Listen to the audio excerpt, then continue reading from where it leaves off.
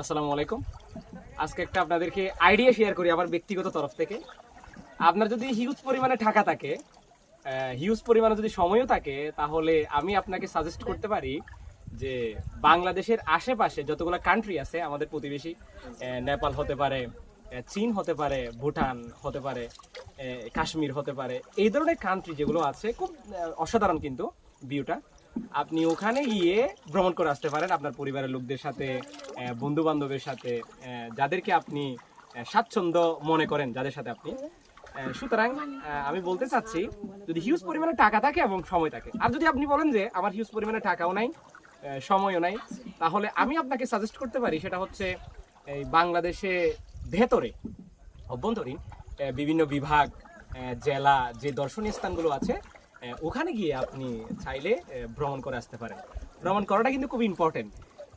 আর যদি বলেন যে স্যার আমার তো হিউজ পরিমাণে টাকাও নাই বা উপজেলায় জেলায় ভ্রমণ করার মতো সেই সময়ও নাই, তাহলে আমি আপনাকে সাজেস্ট করতে পারি আপনার আশেপাশে, বাড়ির আশেপাশে নদী আছে, খাল আছে, পাহাড় পর্বত, এরকম যে জায়গাগুলো আছে, আপনি ফ্রি টাইমে গিয়ে ওখানেও আপনি ভ্রমণ করে আসতে পারেন। কারণ ভ্রমণ করাটা ইম্পর্টেন্ট।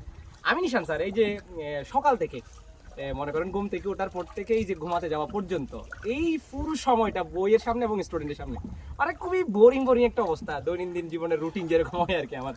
তো আমি কিন্তু মাঝে মধ্যে কি করি জানেন, এই যে 10-15 মিনিট যদি সময়ও পাই, তাহলে আমি ছোট বাইকে নিয়ে হোক বা একা হোক বা ফ্রেন্ডের সাথে হোক, মানে ঘুরতে খুবই পছন্দ করি। কারণ ঘোরাফেরাটা মানসিক স্বাস্থ্যের জন্য খুবই ইতিবাচক এবং খুবই ভালো। সবার উচিত ঘোরাফেরা করা। আমাদের যে দৈনন্দিন যে রুটিন, এটার বাইরেও যে বিশাল বড় একটা বিষয় আছে, বিশাল বড় একটা জায়গা দখল করে আছে এই ভ্রমণের মাধ্যমে, যেটা আমরা উপলব্ধি করতে পারি, সেই জিনিসটা সবার দরকার। এবং মাইন্ড ফ্রেশ হবে, সময়টা ভালো কাটবে এবং দুশ্চিন্তা মুক্ত থাকবেন, ইত্যাদি ইত্যাদি। ঠিক সেমভাবে আজকে স্টুডেন্ট সেকেন্ড ইয়ারের ব্যাচ নিয়ে চলে আসলাম চেয়ারম্যান লেক ঘোরাফেরা করতে। তারা অনেকদিন ধরে বলতেছে স্যার ঘুরতে যাবো, একটা পিকনিকের মতো আয়োজন করেন। সেই সুবাদে আজকে চলে আসলাম এদিকে। আপনারাও চাইলে চলে আসতে পারেন, অসাধারণ একটা জায়গা। তো আমি সবাইকে আহ্বান জানাবো, বাড়ির মধ্যে, চার দেয়ালের মধ্যে বন্দি না থেকে যাদের সাথে স্বাচ্ছন্দ্য বোধ করেন তাদের সাথে ঘুরতে বের হয়ে যান, দেখবেন যে মাইন্ডটা ফ্রেশ হবে আশা করি। ধন্যবাদ। আসসালামু আলাইকুম।